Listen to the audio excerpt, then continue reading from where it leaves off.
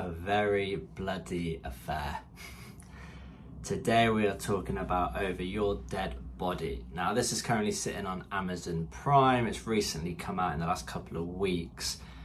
It is starring Jason Segel as Dan and Samara Weaving as Lisa. Now they are a very dysfunctional married couple who at this point kind of hate each other, not to be too strong in wording.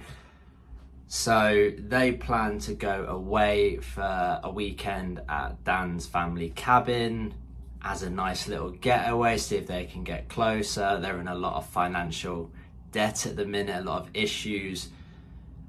And the secret here is that they're both planning on killing each other. And they're doing that for a very set reason, both of them for the same reason, which I don't want to spoil. The film's a little bit slow for the first sort of quarter, and it does start to accelerate a little bit.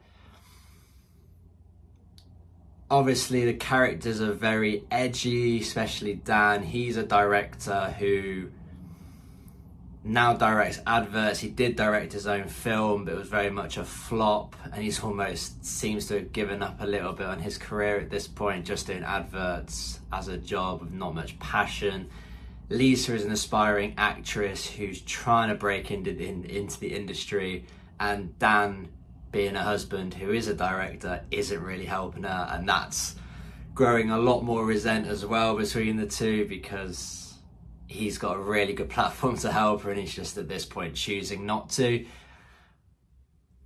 So yeah, there's a lot bubbling up between the two.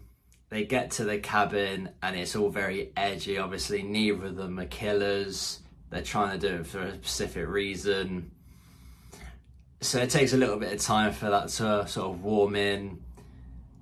And then the big twist is that 3 fugitives who escaped prison saw that this chalet was empty and decided, oh, this is a great place for us to hide away and stay since it was empty. And obviously then Dan and Lisa show up for their weekend away, and then all hell in this film does break loose. The film starts to speed up a lot at this point because the fugitives want money. Dan and Lisa don't have money. It's a lot of back and forth in that scenario, and then the action, the gore, the fights, all of that stuff starts to kick off a lot more, all up to a big crescendo at the end. I don't want to spoil too much of this film, so I'll leave it there for the synopsis. My thoughts on this film are that it's got some decent comedy in there. It feels like Samara Weaving is very much putting herself into a certain role that she seems to play right now. She's done obviously Ready or Not 1 and 2.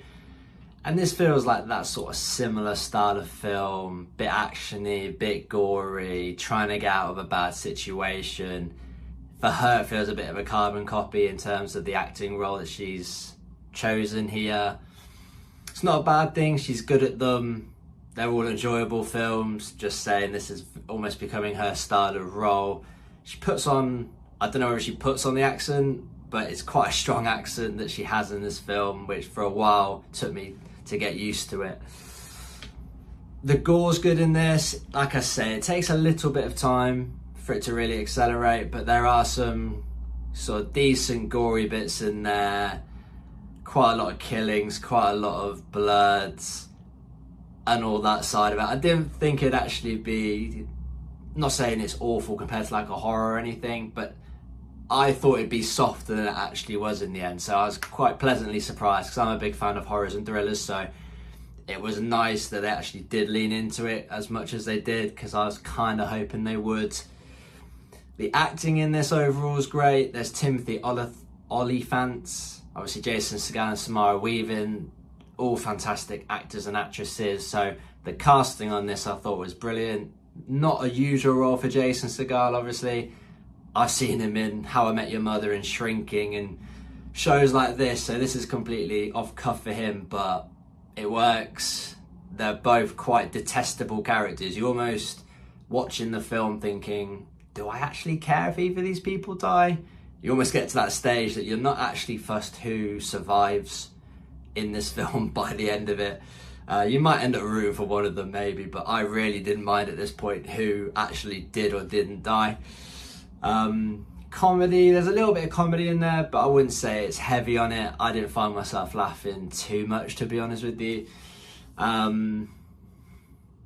Yeah, it's a film that you just want to kick back, turn the brain off completely, and just enjoy the action chaos that ensues in front of you. It's about an hour, 40 minutes, so it's not a long one. It really does fly by after that first sort of 20, 30 minutes it's setting itself up. It's on streaming, so would I recommend it? Yeah, it's on streaming. You can go check it out now on Prime. I'd say it's worth a watch. Probably 6.5 out of 10 for me. Overall, just a fun watch. That's all this film is. As always, let me know what you guys think.